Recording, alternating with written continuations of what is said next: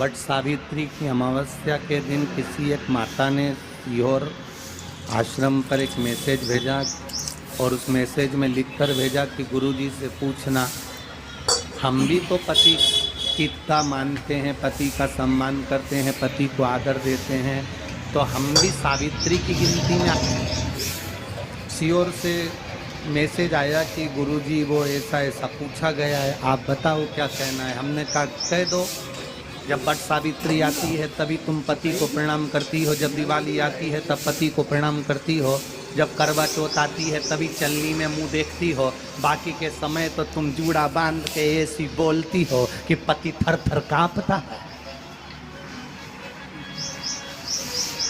16 श्रृंगार में नारी के हाथ की चूड़ी का कलर अलग हो सकता है, चूड़ी की डिजाइन अलग हो सकती है, चूड़ी अलग हो सकती है, चूड़ी महंगी सस्ती हो सकती है, मंगलसूत्र की कीमत ऊंची नीची हो सकती है, पाँव की बिछुड़ी की कीमत ऊंची नीची हो सकती है, कान के कुंडल की कीमत ऊंची नीची हो सकती है। तुम्हारे शरीर पर जितने जितने 16 श्रृंगार हैं उसकी कीमत ऊंची नीची हो सकती है। केवल मंगलसूत्र की डिजाइन बदल सकती है, नाक की लौंग की डिजाइन बदल सकती है, कान के बुंदे की डिजाइन बदल सकती है, हाथ की चूड़ी की डिजाइन बदल सकती है, पाँव की पायल की डिजाइन बदल सकती है। केवल नारी के 16 श्रृंगार में एक श्रृंगार ऐसा है जिसकी कीमत जो पहले थी वही कीमत आज तक है और उसकी डिजाइन आज तक नहीं बदली। वो मांग का सिंदूर है, एक जैसी डिजाइन है और एक जैसी कीमत है। सारे श्रृंगार की कीमत अलग, पर मांग में जो सिंदूर डाला जाता है वो एक कीमत का होता है, एक डिजाइन का होता है और एक जैसा होता है और वो सबसे भारी होता है। सावित्री यमराज से कह रही है मेरे पति को छोड़ दो। यमराज कह रहा है सावित्री तेरा पति मर चुका है, मांग के सिंदूर को पोंछ दे। सावित्री कहती है पूरा श्रृंगार उतार दूंगी पर मांग का सिंदूर नहीं पूछने दूंगी। तब यमराज ने कहा जब तक तू मेरे मांग का अपनी मांग का सिंदूर नहीं उतारती तब तक तू मेरे पास नहीं आ सकती। भगवान यमराज से सावित्री ने कह दिया मैं भी तुझे वचन देती हूँ यमराज, मेरी मांग में जब तक सिंदूर है, जैसे सीता ने लाइन, लक्ष्मण जी ने लाइन खींच दी थी और सीता पार नहीं जा सकती थी, मैं भी तुझे वचन देती हूँ जब तक नारी की मांग में सिंदूर है तब तक तू उसके पति को उसके सामने लेकर नहीं जा सकता। ये भी मैं तुझे कह देती हूँ। यमराज भैंसे पर सवार होकर सत्यवान को लेकर जा रहा था, सावित्री से वचन पर वचन चल रहे थे, अड़ के पेड़ के नीचे छोड़कर आए। क्या चाहिए तुझको, क्या चाहिए तुझको, क्या दूं मैं तुझको, कुछ मांग ले मुझसे।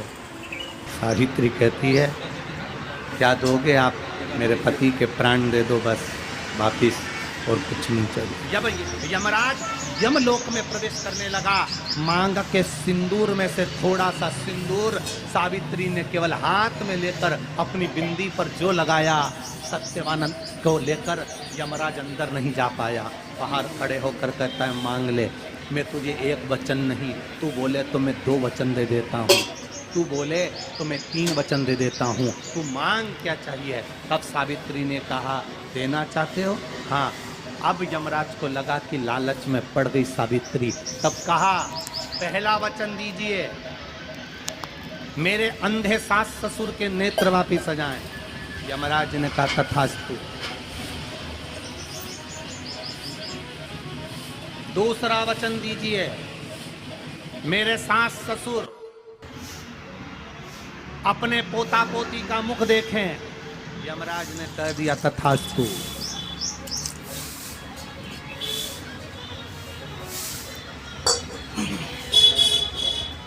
जाओ। यमराज जाने लगे, फिर आग जलने लगे, कहने लगे अब मैं अंदर क्यों नहीं जा पा रहा। सावित्री कहती है तुमने वर दिया है मेरे सास ससुर पोता पोती का मुख देखें, उनके बेटे को तुम ले जाओगे तो पोता पोती कहाँ से होगा, छोड़ कर जाओ।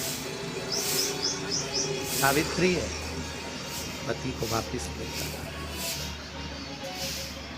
कर्जा मुक्ति के लिए सारे वृक्षों में अगर कोई श्रेष्ठ वृक्ष माना गया है तो वो बट का वृक्ष माना गया।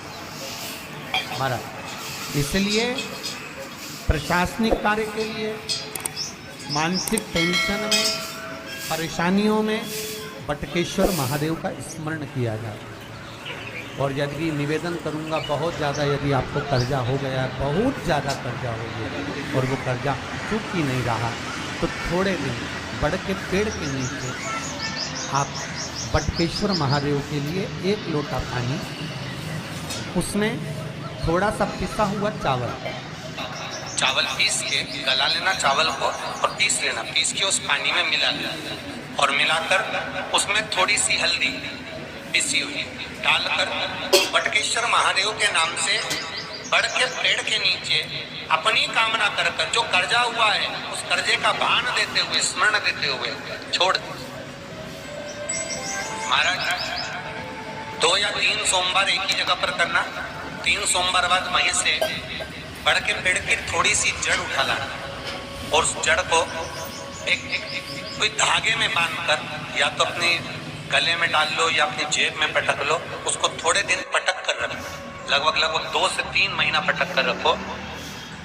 वो जड़ जैसे बड़ का पेड़ विस्तार होता है, पानी गिरे ना गिरे, जल वृष्टि हो ना हो, गर्मी पड़े ना पड़े, उसको कोई फर्क नहीं पड़ता। बड़ का वृक्ष आप रूप फैलता जाता, उसकी जड़ें अपने आप प्रबल होती हैं। उसी तरह ये बटकेश्वर महादेव कहीं से भी अगर जड़ आपके पास में रखी है 1 महीना, 2 महीना, 3 महीना तक, तो ये जड़ अपने आप लक्ष्मी को पकड़कर खींच कर लाती है और कर्जे से मुक्त करती है। बटकेश्वर महादेव